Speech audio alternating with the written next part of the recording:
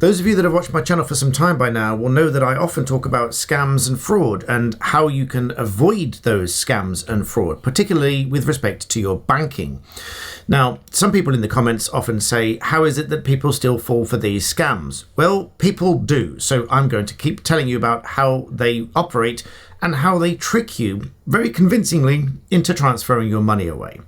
Now, in this particular case, it was targeting Starling Bank, whose response, I have to say, was sterling, according to the BBC article.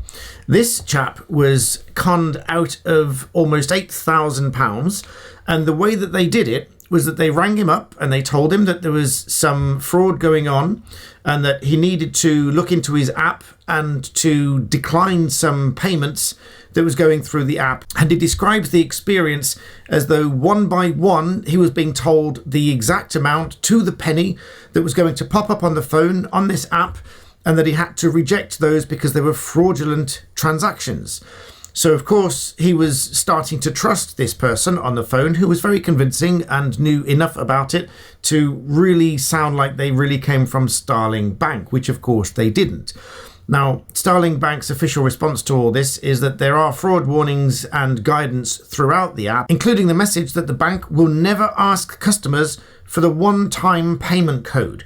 But that's the bit that this chap fell foul of in this scam. And just as the briefest of interludes, I'd like to ask you a favour. Please do hit that subscribe button now, because my statistics show me that still over 60% of you that watch this channel regularly are not subscribed. Now, you get all of this for free. I'm a practicing barrister helping you to understand law. Do me this small favour of subscribing so more people can benefit from my free guidance. It's not advice, it's guidance. Back to the video. You see, once the caller had earned his trust by telling him that he was going to get lots of fraudulent transactions that he had to reject, each one of them down to the penny, and they were obviously perfectly accurate because, of course, they were setting up the fraudulent transactions.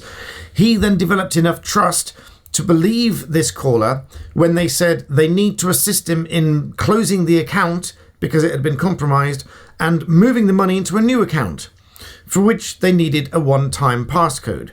Now, of course, that's the scam. They convinced him that they really were the bank, but needed his help and authorization to transfer the money into a new account to protect the money. But of course, that was an account set up by the fraudsters, and he ended up transferring almost £8,000 out of that account into the fraudster's bank account. The big mistake, which is the warning for this video, is, as obvious as it might sound, you may well be tricked into thinking that it's okay to give the person on the phone the one-time passcode. So under no circumstances whatsoever should you be giving anybody this one-time passcode other than using it for your own purposes for transactions that you know are safe and you have instigated, that you haven't been asked to do by somebody else. Now, as with most of these situations, they create a sense of urgency that this is going on now. There are fraudulent transactions. They're trying to take your money. We need to do this now. We need to move your money to protect your account. We need to move it into another account. There's no time to go through the usual security protocols. You just have to give us this passcode and set up the transfer and move the money somewhere else. According to the bank, this is a sophisticated scam making use of the authorized push payment fraud, which is where they try to take a payment, but they need an authorization code, which of course would only happen if you are really the person who is making the transaction. So it's convincing the bank that it really is you requesting the transfer because they've got the one-time payment code. So under no circumstances, to repeat and to reiterate, should you ever give this one-time payment code or passcode to anybody else. You only use it, which is sent to you directly from the bank, to make a payment that you've requested, you've authorized, you understand, and you know is going to the right place. You will have to double check the bank details, the name on the account. It will prompt you and say, are you really sure about this account? Are you really sure about this payment?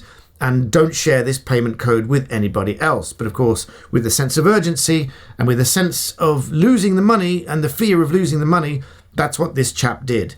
Now, in this case, it sounds like Starling Bank has refunded his money, which I think is an absolutely fantastic service of the bank and upholds the reputation that I've heard about this bank. This is not a sponsored video, from lots of other people that use Starling Bank, and they've told me that they've had a great experience with Starling Bank. However, just remember that if you have taken a step that is beyond the bank's control and beyond the reasonable security and safety for your own account and your own money, there will be times like that the bank is not obliged to refund your money. So if you've taken one step too far like that and given someone else the code, just as though you've given someone else your PIN code for your debit card for the cash machine, then you may not be getting the money back from the bank.